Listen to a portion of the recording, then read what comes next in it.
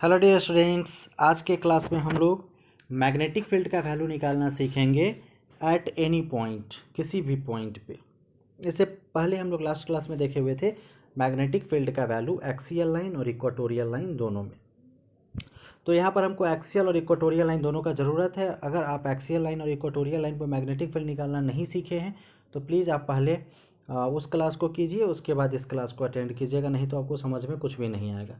एक बार फिर से मैं रिपीट कर रहा हूँ, अगर लास्ट क्लास आप नहीं पढ़े हुए हैं तो इस क्लास को प्लीज़ नहीं पढ़िए, पहले लास्ट क्लास पढ़िए, तभी आप इसको समझ सकते हैं, नहीं तो आप कुछ भी नहीं समझ पाएंगे। सबसे पहले हम लोग क्या करते हैं इसमें कि एक बार मैग्नेट को लेते हैं या फिर मैग्नेटिक डाइपोल को लेते हैं। मैग्नेटिक डाइपोल या बार मैग्नेट दोनों लगभग सेम ही हैं, दोनों सेम ही हैं। एक साउथ पोल इधर हम लोग ले रहे हैं, एक नॉर्थ पोल ले रहे हैं। इस साउथ पोल का पॉइंट का नाम ए ले लेते हैं और इसका नाम हम लोग बी ले लेते हैं अपने मन से। और इसके कारण हमको यहाँ से आर डिस्टेंस पर एक पॉइंट पी है, कहीं भी इस पॉइंट पी पर हमको मैग्नेटिक फील्ड का वैल्यू फाइंड करना है। ठीक, तो हम लोग डायरेक्टली इसके वैल्यू को, मैग्नेटिक फील्ड के वैल्यू को फाइंड नहीं कर सकते हैं। इसको फाइंड करने के लिए हमको एक्सियल लाइन और इक्वाटोरियल लाइन का सहारा लेना पड़ेगा। सहारा ऐसे लेना पड़ेगा कि ये जो हमारा डाइपोल है, मैग्नेटिक डाइपोल, इसको हमको इस तरह से रोटेट करना है कि पॉइंट पी एक बार इसके एक्सियल लाइन में आ जाए और पॉइंट पी एक बार इसी के इक्वाटोरियल लाइन में आ जाए। तो हम अगर इसको पकड़ के एक बार ऊपर की तरफ घुमा दे थीटा एंगल पे, तो आप ऑब्जर्व करेंगे यहाँ जो नॉर्थ पोल था ये नॉर्थ पोल ऊपर चला जाता है और जो साउथ पोल था ये साउथ पोल नीचे आ जाता है। मतलब ए हमारा नीचे आ जाता है, इसलिए इसका नाम हम लोग दे दिए ए डबल डैश।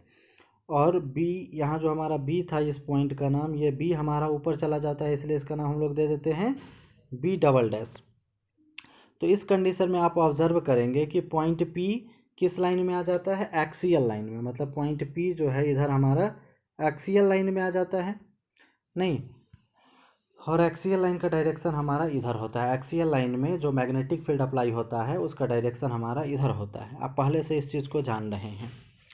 फिर हमको क्या करना है, अब इसको उल्टा घुमाना है, इधर घुमाना है। इधर घुमा देते हैं तो इधर घुमाने पर अब जो हमारा पी पॉइंट है इसके इक्वाटोरियल लाइन में आ जाता है। मतलब इसके मिड से क्रॉस कर रहा है। इक्वाटोरियल लाइन के बारे में आप जानते हैं कि इसके मिड से जो लाइन क्रॉस करता है उसको हम लोग इक्वाटोरियल लाइन बोलते हैं। तो इक्वाटोरियल लाइन में आ जाता है पॉइंट पी। और आप इक्वाटोरियल लाइन में पढ़े हैं कि जो टोटल मैग्नेटिक फील्ड होता है वो किधर लगता है, नॉर्थ पोल के कारण इधर, साउथ पोल के कारण इधर, और फाइनली इसका जो रिजल्टेंट होता है वो मैग्नेटिक फील्ड का डायरेक्शन इधर होता है। उम्मीद है आप लोग के ध्यान में होना चाहिए। अगर नहीं ध्यान में है तो पहले उसको पढ़िए फिर इसको पढ़िए। तो हमारा मैग्नेटिक फील्ड का डायरेक्शन यहाँ पर इधर होगा, किसके कारण, इक्वाटोरियल लाइन के कारण, और इधर होगा एक्सियल लाइन के कारण। ठीक, अब ये जो हमारा इधर है, इधर मैग्नेटिक फील्ड का वैल्यू हम लोग मान लेते हैं कि मैग्नेटिक फील्ड बी है। और चूंकि अब देखिए यहाँ पर एंगल आपको कितना नज़र आ रहा है, 90 डिग्री। यहाँ पे एंगल है 90 डिग्री। मतलब ए डैश बी डैश और A double dash B double dash दोनों 90 डिग्री के एंगल पे है। तो अगर आप फ़ोन को थोड़ा सा तिरछा कर ले, तो अगर मान लिए कि ये हमारा एक्स एक्सिस है और ये हमारा वाई एक्सिस है और इधर हमारा बी है जो इसके साथ थीटा एंगल बना रहा है, नहीं, तो अब जो हमारा मैग्नेटिक फील्ड बी है इसका कंपोनेंट वाई एक्सिस में, मतलब इधर कितना हो जाएगा, B cos theta. B cos theta क्यों, क्योंकि थीटा इसके साथ जुड़ा हुआ है, नहीं, तो हम लोग ऊपर वाला जो एक्सिस है इसका नाम क्या ले लिए हैं, बी कॉस थीटा। मतलब इसका जो वैल्यू है वो हो जाएगा बी कॉस थीटा। और एक्स एक्सिस क्या है, बी का कंपोनेंट इधर, चूंकि एंगल नहीं जुड़ा हुआ है इसलिए इधर हो जाएगा बी साइन थीटा, नहीं, तो वही चीज़ हम लोग यहाँ पर लिखे हुए हैं कि जो हमारा एक्स एक्सिस था ये है बी साइन थीटा और जो हमारा वाई एक्सिस था ये है बी कॉस थीटा। मतलब कि इसका जो कंपोनेंट है, ये जो हमारा मैग्नेटिक फील्ड बी है इसका कंपोनेंट इधर हो जाएगा बी कॉस थीटा, क्योंकि इधर थीटा जुड़ा हुआ है और नीचे थीटा नहीं जुड़ा हुआ है, नीचे नहीं थीटा जुड़ा हुआ है, इसलिए ये हो जाएगा बी साइन थीटा। यही चीज़ यहाँ पे रिप्रेजेंट किया गया है। यही चीज़ आप यहाँ पर देख पा रहे हैं कि जो हमारा बी है इसका कंपोनेंट इधर हो गया है बी कॉस थीटा और इधर हो गया है बी साइन थीटा। अब चूंकि ये हमारा एक्सियल लाइन में है, A double dash B double dash आप अपने मन से जो नाम रख लिए हैं, चूँकि ए नीचे आ गया है ऐसे घूम के, इसलिए ए डबल डैश, और बी घूम के ऊपर चला गया है इसलिए बी डबल डैश हम लोग नाम ले लिए हैं। इसी तरह से इसको हम लोग इधर घुमाए हैं तो बी हमारा नीचे आ गया है तो बी डैश, और ए ऊपर चला गया है तो ए डैश। आप अपने मन से कुछ भी नाम रख सकते हैं, ज़रूरी नहीं है कि यही रखना है, ठीक है। तो जो बात हम लोग फिगर में देखे हैं उन सारी चीज़ों को हम लोग यहाँ पर लिख लेते हैं। कंसीडर वन बार मैग्नेट, मान लीजिए कि हमारे पास एक बार मैग्नेट या मैग्नेटिक डाइपोल है, हैविंग लेंथ 12, और ये जो बार मैग्नेट है इसका लेंथ कितना है, इसका लेंथ 12 है, आप पहले से जान रहे हैं, ठीक। And its magnetic dipole moment is M vector, और इसका जो मैग्नेटिक डाइपोल मोमेंट है वो क्या होता है, एम वेक्टर होता है। मैग्नेटिक डाइपोल मोमेंट हम लोग पिछले क्लासेस में पढ़े हुए हैं, उम्मीद है आपको याद होना चाहिए। एम वेक्टर इक्वल टू क्या होता है, एम इंटू 2l। हम लोग अच्छा फिर आगे देखिए, due to which we have to find magnetic field at any point P, जिसके कारण हमको मैग्नेटिक फील्ड का वैल्यू फाइंड करना है कहाँ पर, एक किसी भी पॉइंट P पर। जो पॉइंट P हम लोग यहाँ पर देखे हैं, इस पॉइंट P पर हमको मैग्नेटिक फील्ड का वैल्यू फाइंड करना है। प्लेस्ड एट डिस्टेंस आर, जो मतलब अच्छा placed at distance R from the mid point of bar magnet, जो बार मैग्नेट के मिड पॉइंट से R डिस्टेंस पर रखा हुआ है। हमको P पॉइंट पर मैग्नेटिक फील्ड का वैल्यू फाइंड करना है, जो बार मैग्नेट के मिड पॉइंट से मध्य बिंदु से R दूरी पर रखा हुआ, R डिस्टेंस पर रखा हुआ है। Now we rotate the bar magnet in such a way that once it becomes axial line of point P, then it becomes equatorial line of point P। अब हम लोग क्या करते हैं कि बार मैग्नेट को इस तरह से रोटेट करते हैं कि एक बार पॉइंट P के साथ ये एक्सियल लाइन में आ जाए, और एक बार इसके साथ पॉइंट P के साथ इक्वाटोरियल लाइन में आ जाए। इक्वाटोरियल लाइन आप बूझ रहे हैं, वैसा लाइन जो एक लाइन को बीच से क्रॉस करता हुआ परपेंडिकुलरली जा रहा होता है। तो इसको हम लोग दो बार घुमा लेते हैं इस तरह से।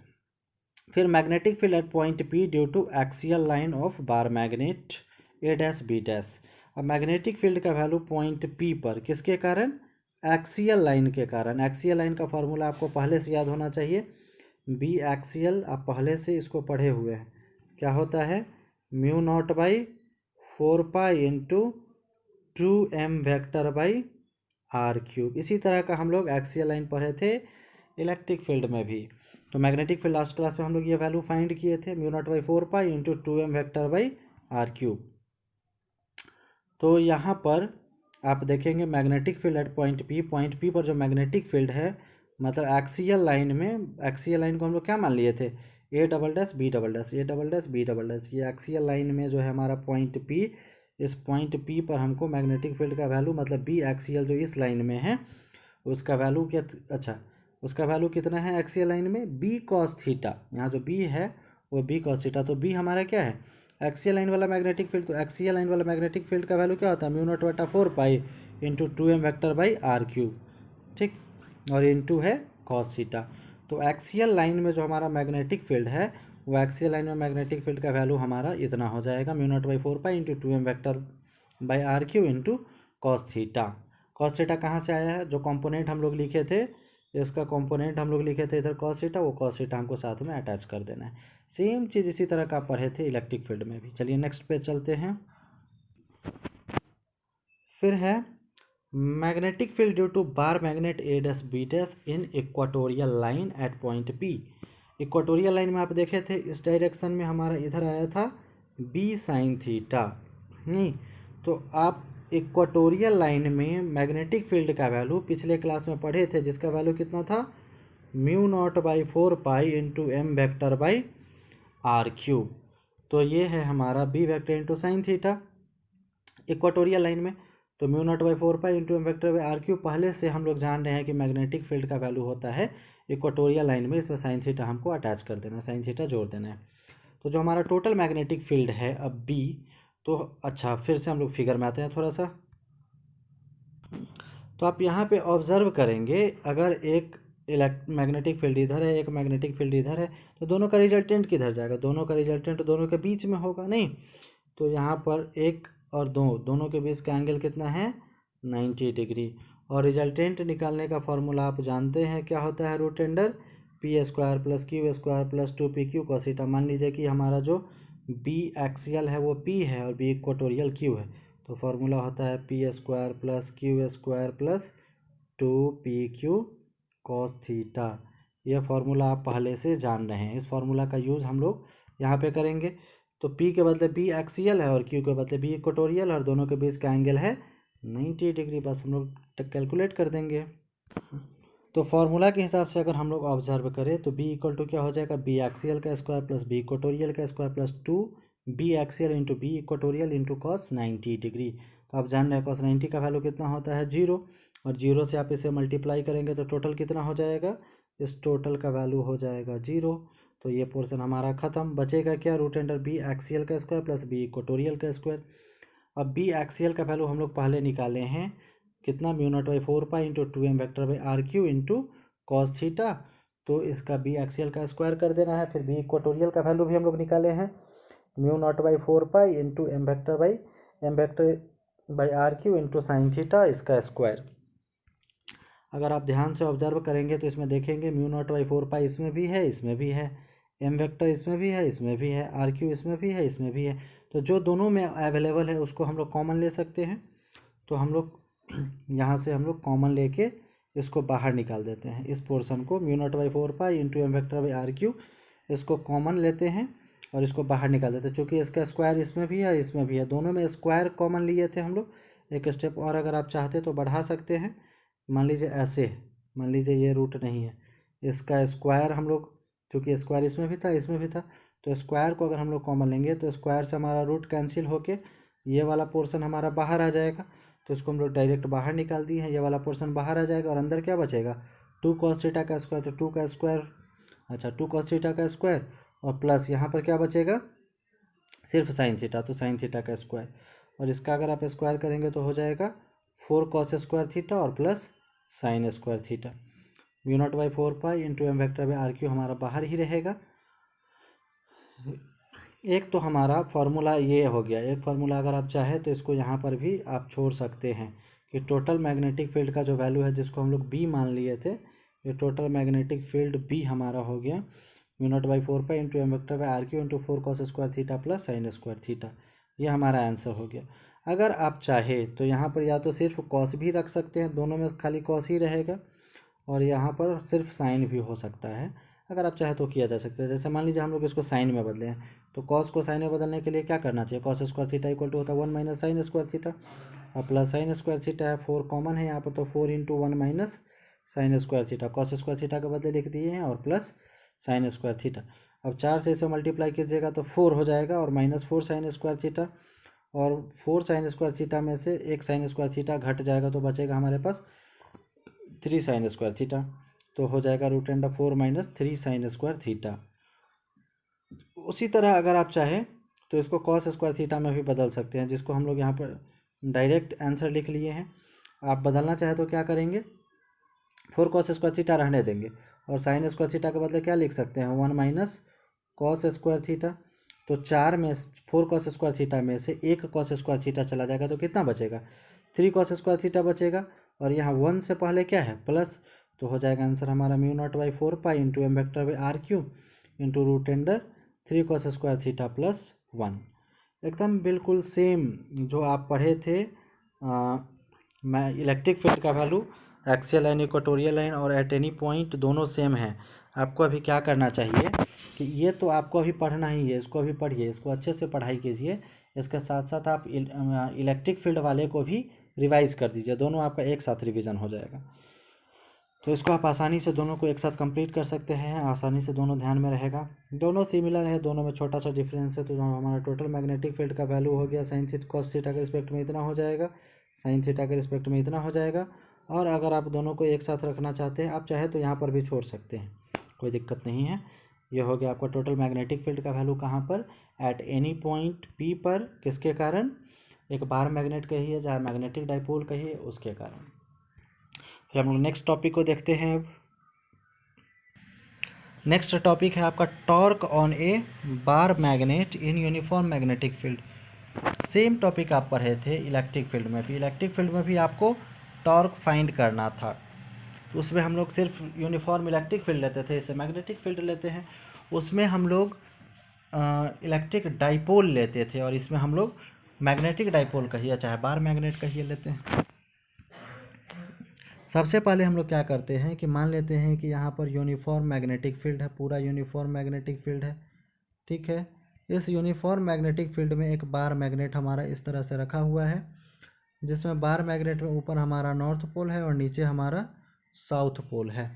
अब ये जो मैग्नेटिक फील्ड लाइन बाहर की तरफ जाता है, किसके कारण जाता है? नॉर्थ पोल के कारण। आप पहले से जान रहे हैं यह मैग्नेटिक फील्ड लाइन जो निकल रहा है, यह मैग्नेटिक फील्ड लाइन किसके कारण निकल रहा है? नॉर्थ पोल के कारण। ये magnetic field line north pole के कारण क्रिएट होकर जा रहा है। अब नॉर्थ पोल को क्या करेगा? रिपेल करेगा, रिपल्सिव फोर्स अप्लाई करेगा। तो इधर जो फोर्स लगेगा वो फोर्स का वैल्यू, फिर इस डायरेक्शन में जो फोर्स लगेगा वो फोर्स का वैल्यू।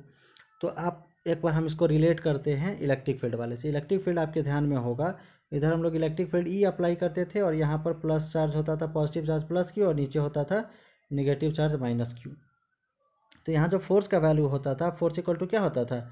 क्यू इंटू ई, और नीचे हम लोग फोर्स का वैल्यू लिखते थे क्यू इंटू ई माइनस में, और डायरेक्शन अपोजिट होने के कारण माइनस सिंबल लगाते थे। तो यहाँ पर जो है हमारा सेम, यहाँ पर दोनों, चूँकि हमारा क्या है मैग्नेटिक डाइपोल है, तो दोनों जगह एम, दोनों जगह जो पोल का स्ट्रेंथ है, पोल का जो क्षमता है, दोनों जगह हम लोग एम ले लेते हैं। दोनों पोल का, नॉर्थ पोल और साउथ पोल दोनों का जो स्ट्रेंथ है, यहाँ भी एम है और यहाँ भी एम है, दोनों जगह एम है, ठीक। तो इसके ऊपर जो फोर्स लगेगा, और चूँकि मैग्नेटिक फील्ड बी है तो इसके ऊपर जो फोर्स लगेगा वो फोर्स क्या हो जाएगा? M B. जैसे वहाँ पर चार्ज क्यू के ऊपर इलेक्ट्रिक फील्ड ई लगता था तो क्यू ई फोर्स का वैल्यू हो जाता था, उसी तरह यहाँ पर चार्ज के बदले हमारे पास एम है, जो हमारा इसका स्ट्रेंथ है पोल का वो एम है, और इसके ऊपर फोर्स लग रहा है B, sorry magnetic field apply हो रहा है बी, तो फोर्स हो जाएगा हमारा एम बी, और इधर भी फोर्स हो जाएगा हमारा एम बी। अच्छा, अब आप जान रहे हैं कि किसी एक चीज़ पे दो इक्वल और अपोजिट फोर्स अगर अप्लाई हो, जितना फोर्स ऊपर लग रहा है एम बी, उतना ही फोर्स नीचे भी लग रहा है एम बी। चूँकि मैग्नेटिक फील्ड सेम है, हमारा यूनिफॉर्म है, तो जितना फोर्स ऊपर उतना ही फोर्स नीचे। कहीं पर भी अगर इक्वल और अपोजिट फोर्स अगर अप्लाई होता है तो इसमें टॉर्क प्रोड्यूस होता है। हम लोग पहले से जान रहे हैं कि किसी एक चीज़ के दोनों सिरों पर, दो टर्मिनल पे अगर इक्वल और अपोजिट फोर्स लगता है तो उसमें टॉर्क प्रोड्यूस होता है। तो यहाँ जो टॉर्क प्रोड्यूस होगा, उस टॉर्क के कारण ये इधर रोटेट करेगा, ऐसे घूमेगा। ये पहले ऐसे था तो अब ये घूम के नीचे आ जाएगा और ये घूम के ऊपर चला जाएगा, नहीं हमारा कुछ घूम के ऐसे हो जाएगा। तो आप टॉर्क के बारे में भी जान रहे हैं। टॉर्क बराबर क्या होता है? फोर्स इंटू, कई बार जिक्र हुआ है आपके क्लासेस में, फोर्स इंटू परपेंडिकुलर डिस्टेंस होता है फॉर्मूला टॉर्क का। तो फोर्स का वैल्यू तो आपको मिल गया, फोर्स का वैल्यू है एम बी, फोर्स का वैल्यू है एम बी। अब परपेंडिकुलर डिस्टेंस आपको पता करना है। परपेंडिकुलर डिस्टेंस क्या होता है? जो दोनों फोर्स लग रहा है, एक फोर्स यहाँ पे और दूसरा फोर्स यहाँ पे, दोनों फोर्स के बीच का परपेंडिकुलर डिस्टेंस, मतलब यहाँ से यहाँ के बीच का जो सीधा डिस्टेंस है, ये सीधा डिस्टेंस हमको पता करना है। कहाँ से कहाँ? यहाँ से यहाँ के बीच का जो सीधा डिस्टेंस है, मतलब ये वाला डिस्टेंस हमको पता करना है। और मान लेते हैं कि ये जो हमारा मैग्नेटिक डाइपोल है या बार मैग्नेट है, ये मैग्नेटिक फील्ड लाइन के साथ थीटा एंगल बना रहा है। मैग्नेटिक फील्ड लाइन के साथ यहाँ पर थीटा एंगल बना रहा है, कुछ ना कुछ तो एंगल बना ही रहा होगा, 30, 40, 50, 60 डिग्री, कुछ भी एंगल। तो हम लोग इसको अपने मन से थीटा मान लिए हैं कि थीटा एंगल बना रहा है, ठीक। अब खूब ध्यान से समझिए। अब मान लीजिए कि आपके पास एक वाई एक्सिस है, एक एक्स एक्सिस है, यहीं पे हम लोग ले लेते हैं। यहाँ पे मान लीजिए कि एक वाई एक्सिस है और एक एक्स एक्सिस है, ठीक। और यहाँ से हमारा ये इधर जा रहा है, जो इधर इस डायरेक्शन में थीटा एंगल बना रहा है। तो इसका जो कंपोनेंट है, ये जो है हमारा, मान लीजिए कि यहाँ से यहाँ तक जो हम लोग लेंथ जनरली लेते हैं मैग्नेटिक डाइपोल का, लेंथ कितना लेते हैं? 2L लेते हैं। तो 2L का जो कंपोनेंट है इधर एक्स एक्सिस में क्या हो जाएगा? थीटा जुड़ा हुआ है तो 2L कॉस थीटा, और इधर वाई एक्सिस में कितना हो जाएगा? 2L sign theta. अब वाई एक्सिस वाला यहाँ है, इसको हम यहाँ से उठा के यहाँ पर भी, कहीं पर भी उसको पैरेलल शिफ्ट कर सकते हैं, इसको समानांतर रूप में यहाँ से उठा के आप कहीं भी रख सकते हैं। समझ रहे बात को? तो वाई एक्सिस हमारा कितना है? 2L sine theta. मेन याद रखने वाला चीज़ यही है। तो वाई एक्सिस हमारा था 2L साइन थीटा, इसको यहाँ से उठा के हम लोग यहाँ पर रख सकते हैं, नहीं? तो यहाँ से यहाँ के बीच का जो डिस्टेंस है ये कितना हो जाएगा? 2L sine theta. आप जान रहे हैं कि यहाँ से यहाँ के बीच का जो लेंथ है ये कितना है 12। यहाँ जो लिखा हुआ है ढंग से आपको शायद नहीं दिख रहा होगा, यहाँ पे यह है हमारा 12 लेंथ। यहाँ से यहाँ के बीच का जो लेंथ है वो 12 है, नहीं तो ये वाला पोर्शन हमारा हो जाएगा 12 साइन थीटा। तो अब आगे समझते हैं। सबसे पहले फिगर को हम लोग एक्सप्लेन करते हैं। Consider a bar magnet. मान लीजिए कि हमारे पास एक बार मैग्नेट है हैविंग लेंथ 12, जिसका लेंथ 12 है, is placed in uniform magnetic field B. जो कहाँ पर रखा हुआ है, एक यूनिफॉर्म मैग्नेटिक फील्ड बी में रखा हुआ है, by making an angle theta with magnetic field lines. तो मैग्नेटिक फील्ड लाइन के साथ थीटा एंगल बना रहा है। हम लोग लिखे हैं कि मान लीजिए हमारे पास एक बार मैग्नेट है जिसका लेंथ कितना है 12 है, और जो कहाँ रखा हुआ है यूनिफॉर्म मैग्नेटिक फील्ड में रखा हुआ है। यहाँ जो मैग्नेटिक फील्ड है वो यूनिफॉर्म है, यूनिफॉर्म मैग्नेटिक फील्ड बी में रखा हुआ है। कितना एंगल बनाते हुए, थीटा एंगल बनाते हुए। किसके साथ, मैग्नेटिक फील्ड लाइंस के साथ। मैग्नेटिक फील्ड लाइंस के साथ थीटा एंगल बनाते हुए रखा हुआ है। फिर the magnitude of both poles are same M. जो दोनों मैग्नेटिक पोल है, ये जो पोल है मैग्नेटिक पोल, दोनों का मैग्नेटिक पोल सेम है, और इसका वैल्यू हम लोग कितना ले लिए, इसका भी वैल्यू m है और इसका भी वैल्यू m है। दोनों मैग्नेटिक पोल का वैल्यू m है। फिर due to magnetic field force, अब ये जो मैग्नेटिक फील्ड के कारण जो फोर्स है F इक्वल टू कितना है mb, फोर्स mb लग रहा है। Due to magnetic field force mb is acting on both corners of bar magnet. अब जो बार मैग्नेट है इसके दोनों कॉर्नर पे, इस दोनों कॉर्नर पे मैग्नेटिक फील्ड के कारण फोर्स कितना लग रहा है F इक्वल टू mb। ऊपर भी लग रहा है और इधर भी लग रहा है force F equal to mb। दोनों छोर पर फोर्स mb लग रहा है, ठीक है। फिर एज वी नो, जैसा कि हम पहले से जान रहे हैं, when equal and opposite amount of force is acting, जब बराबर और विपरीत फोर्स एक्ट करता है, लगता है दो कॉर्नर पे, तो क्या होता है, टॉर्क प्रोड्यूस होता है। तो यहाँ पर भी हम लोग ऑब्जर्व कर रहे हैं कि दो कॉर्नर पे इक्वल और अपोजिट फोर्स लग रहा है। यहाँ पे अगर आप देखेंगे तो दोनों कॉर्नर पे इक्वल और अपोजिट फोर्स एक्ट हो रहा है। तो इस कंडीशन में क्या होगा, टॉर्क प्रोड्यूस होगा। तो यहाँ जो हमारा टॉर्क प्रोड्यूस होता है, उस टॉर्क का फॉर्मूला आप पहले से जान रहे हैं, क्या होता है, फोर्स इनटू परपेंडिकुलर डिस्टेंस। तो फोर्स कितना लग रहा है mb, और परपेंडिकुलर डिस्टेंस हम लोग फाइंड किए हैं 12 साइन थीटा। जब आप दोनों को मल्टीप्लाई करेंगे, मल्टीप्लाई हम कैसे करना है कि b को हम पहले बाहर कर दे रहे हैं, m में 2l से मल्टीप्लाई कर रहे हैं, m को 2l से मल्टीप्लाई कर रहे हैं, इंटू साइन थीटा को बाद में रहने दे रहे हैं। ऐसा किया जा सकता है। आप पहले से जान रहे हैं m इंटू 2l क्या होता है, किसके बराबर होता है, मैग्नेटिक डाइपोल मोमेंट, जिसको आप m या फिर m वेक्टर से डिनोट करते हैं, उसके बराबर होता है। तो m इंटू 2l को हम लोग कैपिटल M के द्वारा, मतलब मैग्नेटिक डाइपोल मोमेंट को m के द्वारा डिनोट किया जा सकता है। इस तरह से लिखा जा सकता है। मतलब टॉर्क टाउ इक्वल टू क्या हो जाएगा, b into M into sine theta. अब यहाँ पर जो टॉर्क हमारा टाउ है, या तो आप टॉर्क को यहीं पे इतना ही छोड़ दीजिए, बी एम साइन थीटा नहीं, अगर आप ऑब्जेक्टिव के हिसाब से दोनों को याद रख सकते हैं। मतलब अगर 5 मार्क्स से पूछता है तो यहाँ तक भी आप छोड़ सकते हैं, लेकिन ऑब्जेक्टिव के लिए आपको दोनों याद रखना जरूरी है। कभी कभी ऑप्शन में ये दे देता है, कभी कभी ऑप्शन में ये भी दे देता है। आप पहले से एक फॉर्मूला पढ़े हुए हैं, A vector cross B vector equal to होता है ए बी साइन थीटा।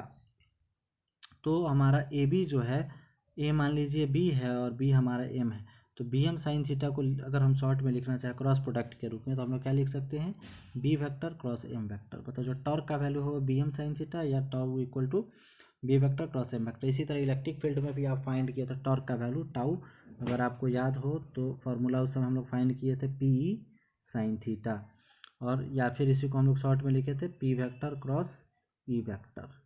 उम्मीद है आप लोग को याद होना चाहिए, और नहीं भी याद होगा तो अभी जो ये पढ़िएगा तो इसके साथ साथ इलेक्ट्रिक फील्ड वाला भी पढ़ ही लीजिएगा कि रिवाइज हो जाएगा। दोनों एकदम सिमिलर है, दोनों को आप आसानी से एक साथ याद रख सकते हैं। ये तो आप बहुत आसानी से याद कर लेंगे क्योंकि आप ऑलरेडी इस चीज़ को पढ़े हुए हैं। चलिए नेक्स्ट टॉपिक देखते हैं हम लोग, potential energy of A bar magnet placed in uniform magnetic field. अब हमको बार मैग्नेट जो मैग्नेटिक फील्ड प्रोड्यूस कर, पोटेंशियल एनर्जी डेवलप हो रहा है बार मैग्नेट में, मैग्नेटिक फील्ड में रखने के कारण उसको हमको फाइंड करना है। वैसा सिचुएशन समझिए, हमको पोटेंशियल एनर्जी फाइंड करना है कब, जब बार मैग्नेट मैग्नेटिक फील्ड में रखा हुआ रहेगा तब। तो बार मैग्नेट को जब आप मैग्नेटिक फील्ड में रखेंगे तो क्या होगा, टॉर्क प्रोड्यूस होगा। जो टॉर्क यहाँ पे प्रोड्यूस हो रहा है, टॉर्क प्रोड्यूस होगा। टॉर्क प्रोड्यूस होगा तो उस कंडीशन में उसमें पोटेंशियल एनर्जी स्टोर होगा। तो इस पोटेंशियल एनर्जी के वैल्यू को हमको पता करना है, या फिर इसको यहाँ पे सीधे पोटेंशियल एनर्जी भी लिख सकते हैं, या फिर मैग्नेटिक पोटेंशियल एनर्जी भी आप लिख सकते हैं, मैग्नेटिक पोटेंशियल एनर्जी MPE। चलिए हम लोग चलते हैं आगे, इसको देखते हैं। सबसे पहले हम लोग क्या करते हैं कि एक यूनिफॉर्म मैग्नेटिक फील्ड ले लेते हैं। मान लीजिए कि ये हमारा एक यूनिफॉर्म मैग्नेटिक फील्ड है। इस यूनिफॉर्म मैग्नेटिक फील्ड में एक बार मैग्नेट को रखते हैं, जिसमें इधर हमारा नॉर्थ पोल है और इधर एक साउथ पोल है, और ये हम लोग थीटा एंगल फॉर्म करते हुए रखते हैं कि ये हमारा जो मैग्नेटिक फील्ड लाइन है ये बार मैग्नेट के साथ थीटा एंगल बनाता हुआ रहे। मैग्नेटिक फील्ड मान लेते हैं कि B है। अब आप जान रहे हैं कि नॉर्थ पोल को इधर फोर्स लगता है और इस डायरेक्शन में ही फोर्स लगता है, जिस फोर्स का वैल्यू कितना है, M/B। इस पे हमारा डाइपोल M है, और जो हमारा बार मैग्नेट है इसका लेंथ हमारा 12 है। अब मान लीजिए, consider N uniform magnetic field in which A bar magnet of length 12 having same magnitude M is placed by making angle theta with magnetic field lines। जो भी आप फिगर में देख रहे हैं इसको अपने मन से बात बना के लिख दीजिए। हम लोग लिखे हैं कि मान लीजिए हमारे पास एक यूनिफॉर्म मैग्नेटिक फील्ड है, यूनिफॉर्म मैग्नेटिक फील्ड है जिसमें हम लोग एक बार मैग्नेट को रख रहे हैं, जिस बार मैग्नेट का लेंथ कितना है, 12 है, and having same magnitude M। और जो बार मैग्नेट का मैग्नीट्यूड है यहाँ भी M है और यहाँ भी M है, दोनों जगह M है, और is placed by making angle theta with magnetic field. और ये जो मैग्नेटिक फील्ड है इसके साथ थीटा एंगल बनाते हुए रखा हुआ है। वही चीज़ हम लोग लिखें, in this condition due to torque force bar magnet gets rotated. अब इस कंडीशन में क्या होगा, उस पर टॉर्क प्रोड्यूस होगा, टॉर्क लगेगा, और टॉर्क फोर्स जो है, टॉर्क हमारा एक तरह का फोर्स है, इस टॉर्क फोर्स के कारण ये मैग्नेट हमारा रोटेट करेगा, घूमेगा। जिस टॉर्क का वैल्यू कितना है अभी अभी आप निकाले हैं, इस टॉर्क का वैल्यू है tau equal to BM sine theta. अब मान लीजिए कि bar magnet is displaced by theta. Bar magnet जो है घूम रहा है, मान लीजिए कि इधर फोर्स लगेगा, इधर भी फोर्स लगेगा, तो बार मैग्नेट यहाँ से क्या होगा, इस डायरेक्शन में घूमेगा। मान लीजिए घूम के बार मैग्नेट हमारा यहाँ पे आ गया तो बार मैग्नेट जो हमारा घूम रहा है, मान लीजिए पहले वहाँ पर था, अब घूम के हमारा यहाँ पर आ गया, तो कुछ एंगल से इधर घूम गया। तो बार मैग्नेट जो घूम रहा है, मान लेते हैं कुछ एंगल D थीटा है या थीटा है, जो भी एंगल मानना है आप मान सकते हैं। तो हम लोग मान ले रहे हैं कि यहाँ पर छोटा सा एंगल से घूम रहा है। Consider bar magnet is displaced bye D theta. मान लीजिए कि बार मैग्नेट जो छोटा सा एक एंगल D थीटा है, उस D थीटा से घूम रहा है। तो अब वर्क का फॉर्मूला आप पढ़े हुए हैं पहले से, वर्क इक्वल टू क्या होता है, वर्क इक्वल टू होता है फोर्स इंटू डिस्प्लेसमेंट। हमारा फोर्स कितना लग रहा है, टॉर्क फोर्स के बराबर, डिस्प्लेसमेंट कितना हो रहा है, D थीटा। तो चूंकि D थीटा क्या है, छोटा सा एंगुलर डिस्प्लेसमेंट है। जब डिस्प्लेसमेंट एंगल के अकॉर्डिंग होता है तो उसको हम लोग एंगुलर डिस्प्लेसमेंट करते हैं और उसको एंगल थीटा वगैरह के रूप में डिनोट करते हैं। तो यहाँ जो हमारा एंगुलर डिस्प्लेसमेंट है वो D थीटा है, और जो हमारा स्मॉल वर्क डन होगा वो वर्क इक्वल टू फार्मूला क्या होगा, फोर्स इंटू डिस्प्लेसमेंट। तो स्मॉल वर्क हमारा हो जाएगा फोर्स, जो टॉर्क फोर्स है, और इंटू छोटा सा डिस्प्लेसमेंट D थीटा। तो DW इक्वल टू हो जाएगा, टॉर्क का फॉर्मूला हम आप पहले से जान रहे हैं, टॉर्क का फॉर्मूला आप जान रहे हैं BM साइन थीटा, तो BM साइन थीटा और इंटू डिस्प्लेसमेंट है हमारा D थीटा। नाउ अब हमको जो हमारे पास छोटा सा वर्क हमको मिल रहा है, जो हम इसको रोटेट कर रहे हैं, इसको इधर theta angle D theta angle से रोटेट कर रहे हैं, तो छोटा सा वर्क मिल रहा है। मान लीजिए किसी का इच्छा हुआ कि नहीं बड़ा सा टोटल यहाँ से रोटेट करके यहाँ पर लाते, ऐसे घुमा दे, नहीं, तो उसको जो वर्क करना पड़ेगा, टोटल वर्क करना पड़ेगा, उस वर्क के वैल्यू को हमको लिखना है। तो उसके लिए हमको क्या करना चाहिए, उसको इंटीग्रेट करना चाहिए। Now we integrate both side of the equation to obtain total, यहाँ पर थोड़ा सा कटा हुआ आप लोग लिख लेंगे। Now we integrate both side of the equation to obtain total work for θ1 to θ2। मान लेते हैं कि अभी जो हमारा पोजीशन है इसका कुछ θ1 एंगल पे है, थोड़ी देर बाद घूम के इसका पोजीशन हो सकता है कि कितना एंगल पे हो जाए, θ2 एंगल पे हो जाए, नहीं। तो हमको इसमें वर्क जो करना पड़ेगा उसको मान लिए हैं कि हम लोग अब इसको इंटीग्रेट करेंगे दोनों तरफ इक्वेशन को, θ1 से लेकर θ2 एंगल के लिए।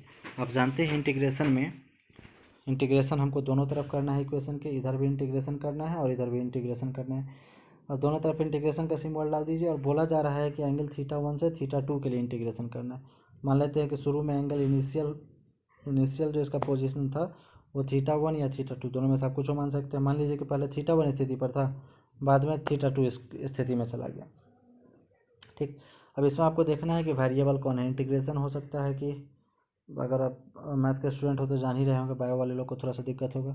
तो जो हमारा वेरिएबल है वो डी के राइट साइड में रहता है, मतलब डी के दाहिनी तरफ। डी के राइट साइड में कौन है? थीटा, मतलब इसमें वेरिएबल हमारा थीटा है, मतलब साइन थीटा डी थीटा हमारा वेरिएबल टर्म हो गया।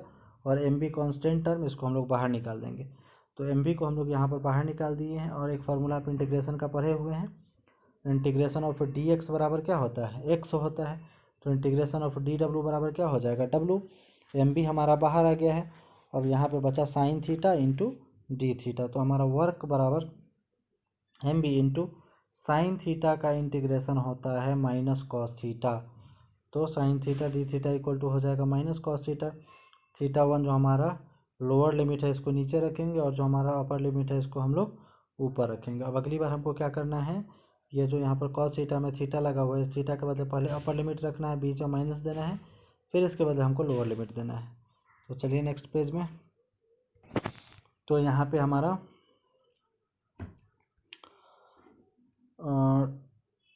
डब्ल्यू इक्वल टू अगर आप देखें तो W equal to minus M B, और इधर कॉस थीटा था तो थीटा के बदले पहले हम लोग थीटा 2 रख रहे हैं, बीच में माइनस, और फिर इधर थीटा 1 लिख रहे हैं, नहीं। और फिर जो हमारा माइनस बाहर है, इस माइनस को अगर हम बाहर से हटा के प्लस में कन्वर्ट करना चाहे तो माइनस हमारा अंदर आ जाएगा। कॉस थीटा 2 से पहले माइनस लग जाएगा, और ये माइनस इंटू माइनस प्लस हो जाएगा, मतलब थीटा 1 वाले से पहले प्लस होगा, नहीं। तो इसको हम लोग पहले लिख रहे हैं, और कॉस थीटा 2 वाले से पहले माइनस होगा तो इसको हम लोग बाद में लिख दे रहे हैं। तो डब्ल्यू इक्वल टू हो जाएगा M B into cos theta 1 minus cos theta 2। फिर मान लेते हैं, अब आप जान रहे हैं कि वर्क जो है वो किसके बराबर होता है? एनर्जी के बराबर। कोई इंसान मैक्सिमम उतना ही वर्क कर सकता है जितना उसके पास एनर्जी होगा। तो वर्क जो है हमारा एनर्जी के बराबर होगा। तो मैक्सिमम वर्क कितना हो सकता है? अगर आप वर्क का फॉर्मूला देखें तो वर्क का फॉर्मूला हमारा क्या था? Force into displacement. तो फोर्स था हमारा एम बी, और डिस्प्लेसमेंट था हमारा 12 साइन थीटा, है ना। तो साइन थीटा का जो हमारा मैक्सिमम वैल्यू है, वो मैक्सिमम वैल्यू कब होगा? जब हमारा एंगल 90 डिग्री होगा। साइन 90 का वैल्यू मैक्सिमम होता है। तो जो हमारा मैक्सिमम वर्क है वो 90 डिग्री पे होगा। और मिनिमम आप कितना भी, मान लीजिए किसी का इच्छा हुआ इतना घुमाना, किसी का इच्छा हुआ ज़्यादा घुमाना, किसी का इच्छा हुआ घुमा के यहाँ पर ले आना, तो जो हमारा सेकेंडरी है उसको हम लोग थीटा मान लेते हैं। और जो मैक्सिमम वर्क का एंगल है वो मैक्सिमम वर्क का एंगल है 90 डिग्री। मतलब consider bar magnet initially at 90 degree then move at an angle theta. मान लीजिए कि हमारा बार मैग्नेट शुरू में कहाँ पर है? 90 डिग्री पर है। ये जो हमारा मैग्नेटिक फील्ड लाइन है इसके साथ 90 डिग्री पर है, ताकि अब यहाँ पर जो इधर फोर्स लगेगा और यहाँ पर जो इधर फोर्स लगेगा तो मैक्सिमम टॉर्क प्रोड्यूस होगा, मतलब मैक्सिमम वर्क डन होगा। तो हमारा थीटा का जो वैल्यू है, थीटा 1 का वैल्यू आप 90 डिग्री ले लीजिए कि शुरू में ये 90 डिग्री एंगल पर है, बाद में घूमकर थीटा एंगल पर चला जाता है। कितना भी डिग्री पे, जितना आप रखना चाहे 10 20 30 40 50 जितना भी डिग्री रखना है उतना डिग्री रख लीजिए, उसको हम लोग थीटा मान ले रहे हैं। इनिशियली हम लोग 90 डिग्री ले रहे हैं, ठीक। तो W इक्वल टू हो जाएगा एम बी इंटू कॉस 90 का वैल्यू कितना होता है? 0। आप पहले से जान रहे हैं कॉस 90 का वैल्यू 0 होता है। माइनस कॉस थीटा, माइनस से इसमें मल्टीप्लाई कीजिएगा तो इधर बाहर माइनस आ जाएगा, हो जाएगा minus M B cos theta. और एम बी कॉस थीटा को अगर आप देखें इससे मैच करा के A vector dot B vector से, तो A vector dot B vector बराबर क्या होता है? ए बी कॉस थीटा, नहीं। तो यहाँ जो ए बी कॉस थीटा है उसमें ए के बदले हमारे पास एम है और बी के बदले हमारे पास बी है। मतलब इसको अगर हम चाहें एम बी कॉस थीटा को तो शॉर्ट में हम लोग लिख सकते हैं M vector dot B vector. Same इसी तरह का फार्मूला हम लोग पोटेंशियल एनर्जी का वैल्यू फाइंड किए थे इलेक्ट्रिक फील्ड में, जिसका नाम हम लोग दिए थे electric potential energy. Electric potential energy उसी तरह ये है मैग्नेटिक पोटेंशियल एनर्जी। तो ऑब्जेक्टिव में आपसे कभी कभी ये ऑप्शन में ये देगा, कभी कभी ऑप्शन में ये देगा, तो इसको आप याद रखेंगे। ये अगर आप संभव हो तो इसके साथ साथ इलेक्ट्रिक फील्ड वाले को भी रिवीजन कर लीजिए। दोनों को साथ साथ रिवीजन करते हुए चलेंगे तो बाद में आपको ये बहुत फ़ायदा पहुंचाएगा। तो चलिए हम लोग फिर मिलते हैं नेक्स्ट क्लास में। तब तक आप लोग अपना ख्याल रखिएगा, अच्छे से रहिएगा। तब तक के लिए बाय बाय।